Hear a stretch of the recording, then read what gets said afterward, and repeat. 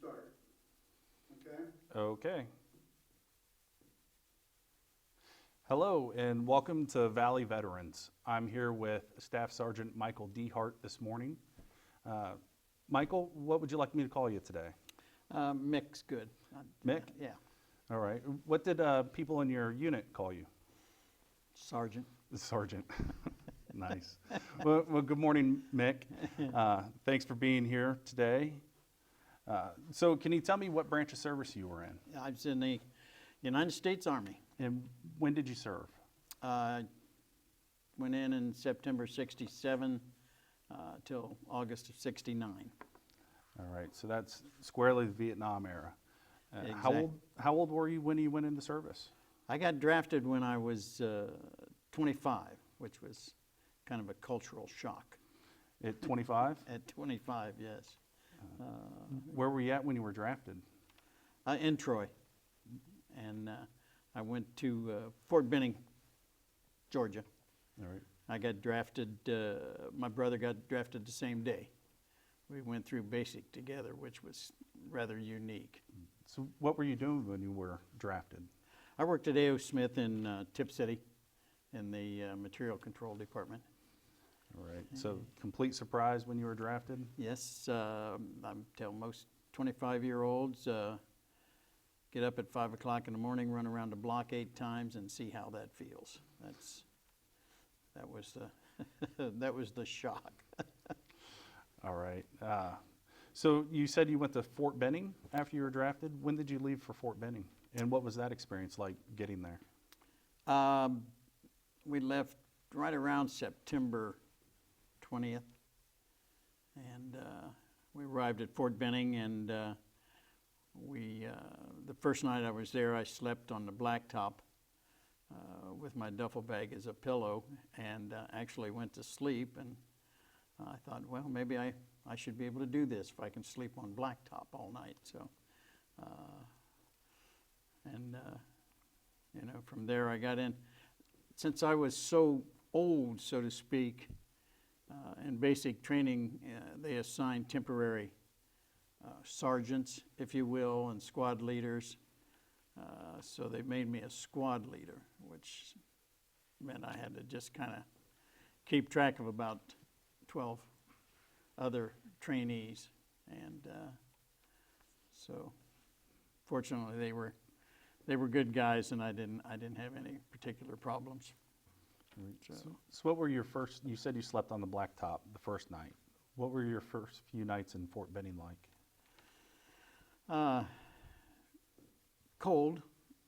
Initially they didn't take the time to show us how to do the furnace and all of that good stuff. And we were in World War II barracks, which is just wood frame, wood floor barracks. And we had to have the windows open all the time for ventilation at night. We had to have what we called a fire guard to walk around and make sure the place didn't catch on fire. So every hour that would change. Somebody'd get you out of bed, and it was your turn to walk around the floor. And then an hour later, you could wake up another guy and go on about your business. So were you in basic training with anyone that you knew from Troy, or? No, not at all, other than my brother. And basic training is fascinating in the sense that you have quite a few different backgrounds of young men coming together. For me, from Ohio, then I had young men from the South. Had young men from New York and Pennsylvania. We didn't have any, what I would say, west of the Mississippi. I had them from Alabama, and it's almost like you were trying to learn new languages, to converse with with the kids. All right. Mick, can you tell me a little more about basic training? Was there anyone notable that you met? Anything that sticks out in your mind about basic training at Fort Benning? Actually, yes, you you're going to have that experience. When I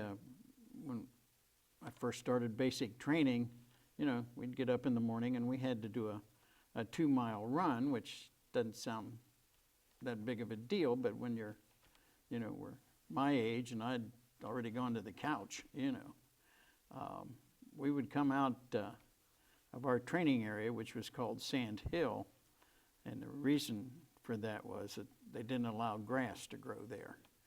So we would come out in the morning and get out on the blacktop and make a right turn, and we had to go up a slight grade for probably, I'd say about, you know, less than a quarter of a mile, but it was still uphill. Well, when we first did that, my legs rebelled. They didn't want to do that, but I had 2 young men on each side, and they would hook their arms underneath my forearms and lift me up, and my legs would just kind of swing along, and they would carry me up that hill. And of course, they were 19 years old, and both of them were built like an Adonis, you know. And I come to be very fond of those 2 guys. And you know, after a couple weeks, I could manage on my own. And you know, we had a guy named last name Five Coats. You know, Five Coats was full-blooded Native American, and he liked his snacks. We had an inspection one time, and they captain opened his locker, and it was like McGee's closet. Everything came pouring out of it. So no, basic was great for me, and you know, I thoroughly. Well, if you have people carrying you, of course. Yes, yeah, worked out great. Yeah. Right. So how long were you in basic? 8 weeks. 8 weeks. And where did you go from there? From there, I went to Fort Polk, Louisiana. My brother Terry went to Fort Ord, California. And at that time, with Vietnam, if you went to Fort Polk, it was kind of a given you were going to go to Vietnam. Right. So how was your, so the first few nights at Benning, you were on the blacktop sleeping. How were your first few nights at Fort Polk? A lot better. We got into the company area, and we got into barracks, and they were good to go. The furnaces were already working, because that would have been probably sometime towards the end of November. And, you know, so, but when I went to Fort Benning, or Fort Polk, I didn't get selected as a squad leader, so I was an ordinary trainee. And in basic, I never had to serve KP. When I went to Fort Polk, I got that pleasure of serving KP. And what's KP mech? Kitchen police. In other words, you get to peel the potatoes and clean out the grease pit on the stove and just do all kinds of wonderful little jobs.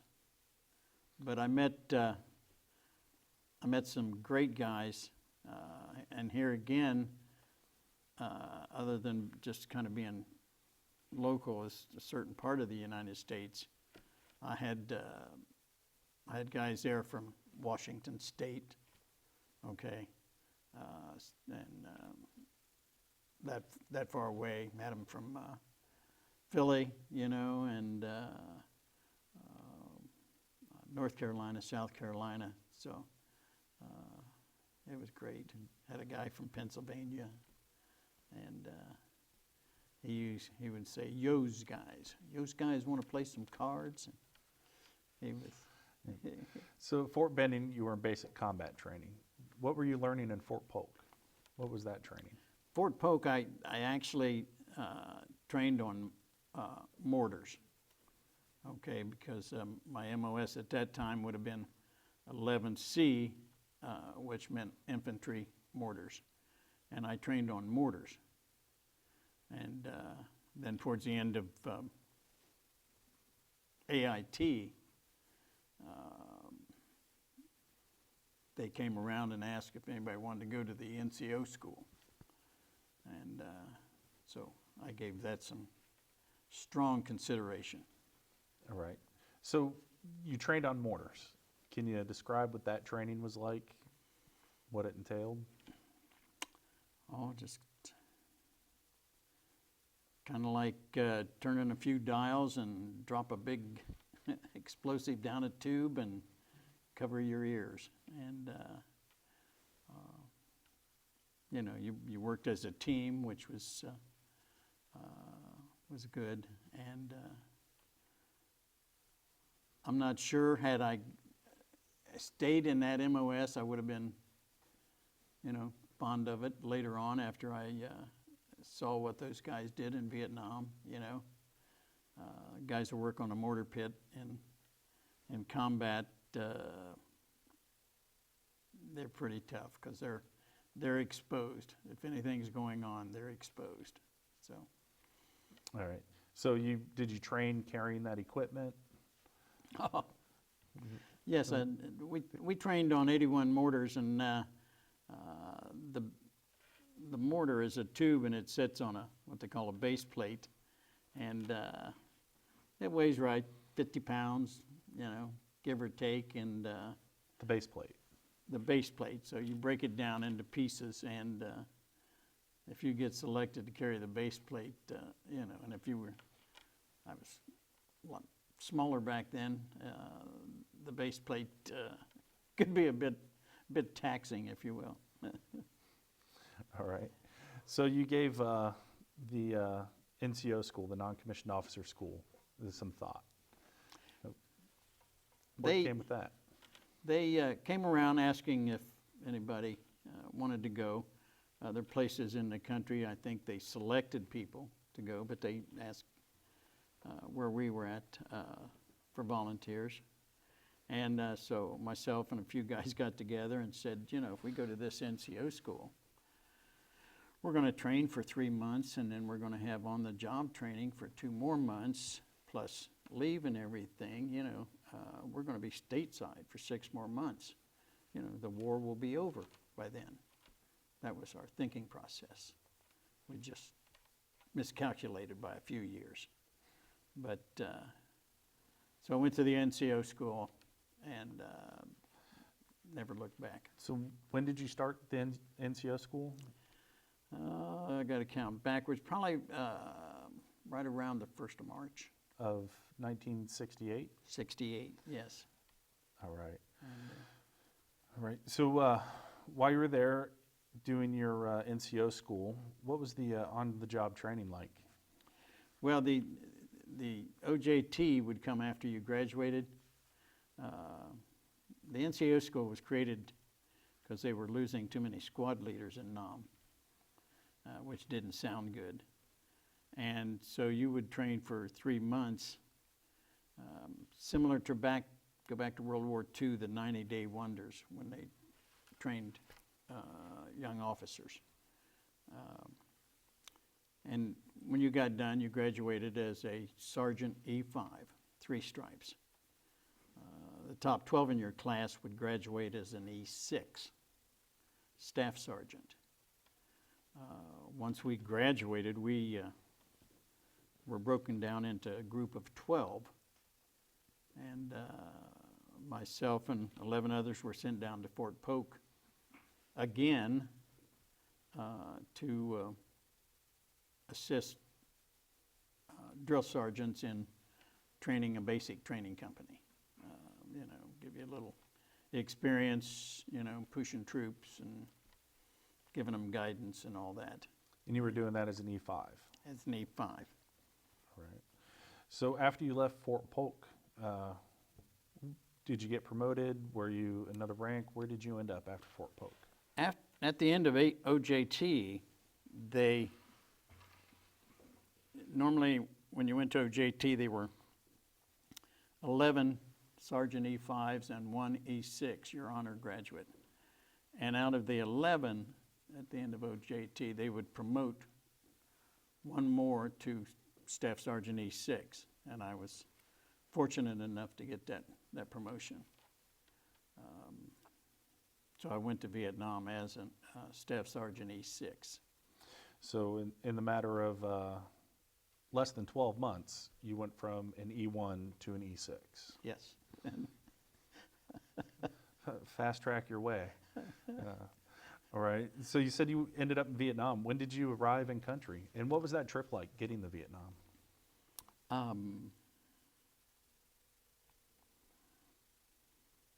Long. I flew out of Cincinnati to St. Louis and then to Fort Lewis in Washington, and we stayed there for 3 days, and then we got on a large commercial airplane. I think it held like 300 GIs, and we flew from there. We had a stop in Japan, and short layover there, and then we flew into Vietnam, and that was kind of a surprise. I flew into Cam Ranh Bay, which was, we thought we were going to get off of the plane and have to low crawl somewhere because it was a war zone. So imagine our surprise. We get off the plane and we're stepping down into some of the most beautiful white sands you've ever seen. The bay was absolutely gorgeous. There were guys water skiing out there. And I thought to myself, I could probably do this for a year. You know. Water ski? Water skiing, yes, okay. And the sand was so hot you had to walk on wooden planks. And so we went in and we processed, and I got assigned to the first cab, which was exactly where I wanted to go. And I'd seen a lot of cab patches back in the States, and I thought, they must be sending a lot of guys home. Maybe I'll go there. And, All right. So you arrived in Cam Ranh Bay, 1968, went to the first cav. What part of the first cav did you end up in? I was in an Echo company, 2nd Battalion, 5th Cav, 1st Air Cav Mobile. All right. And where was home base? Home base for the Cav at that time was on K, and I was sent to a landing zone in LZ up in the mountains called LZ Mooney, where I hooked up with my outfit and was assigned to the first squad. And we were a recon platoon,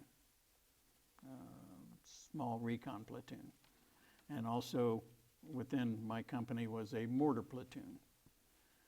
And we only had a 2-platoon company, whereas the larger, what you'd call a line company, they could have 3 and 4 platoons, you know. Right. So how many people were in your squad? When I first, normally a full-size squad, you're going to have 12 people, but on a good day, I might have 8, you know, because the whole platoon was only probably 22 to 25 people. All right. So when your timeline was shot, that you were done with training and found yourself in Vietnam, did you know you were going to be a squad leader when you landed? I knew I'd be a squad leader, okay.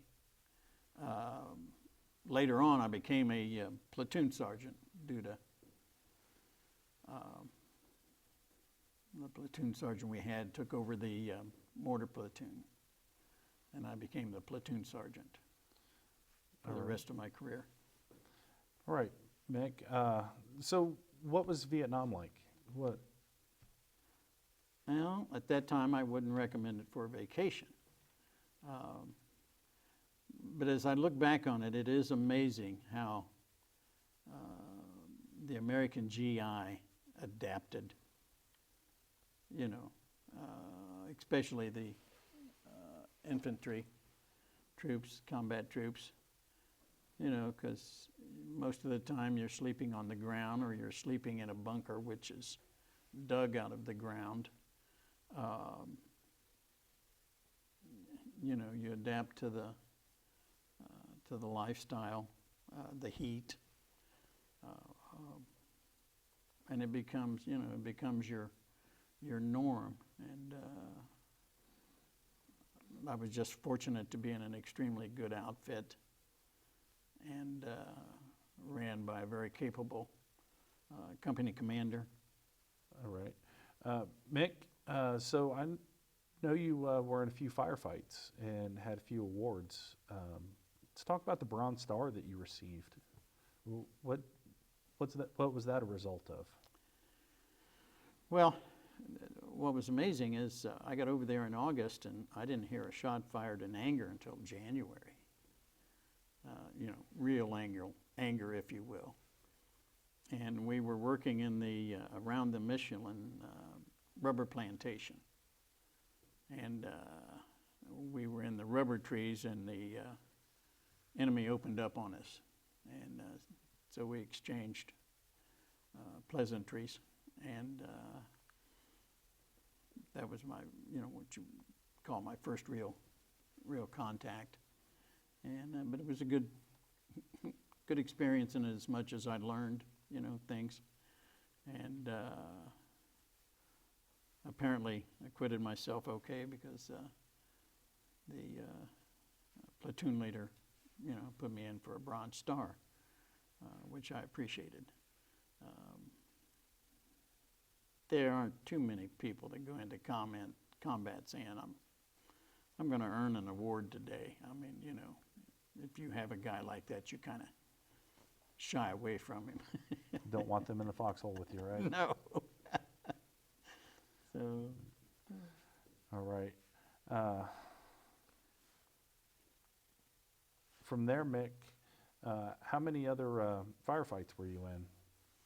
Well, with the CAV, you know, when I first joined them up in L.C. Mooney, it was right after the TED of '68. It was fairly quiet, and then the CAV started moving south in Vietnam. And the farther south we got, the warmer it got. And Vietnam, for, you know, the American purposes, was broken into 4 sections, you know, 1, 2, 3, and 4.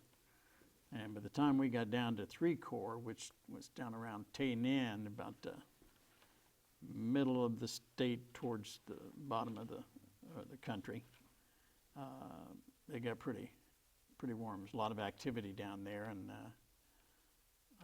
I was on the west coast, west side of Vietnam, close to Cambodia, and we were almost sitting on the highway that the North Vietnamese used to come back and forth, so that kind of irritated them, and we saw a lot of action there. All right.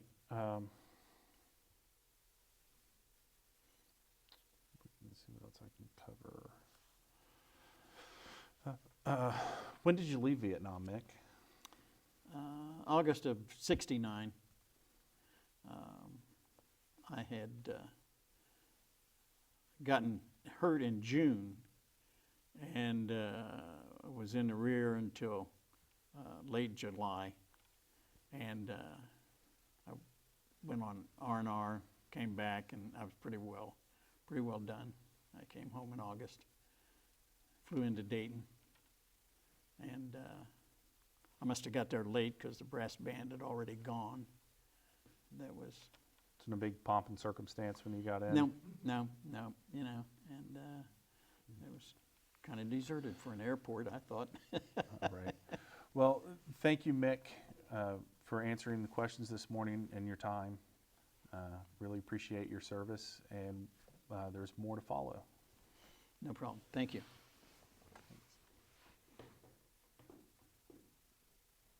Somebody yell, cut. Okay, you're good. That's what I was thinking.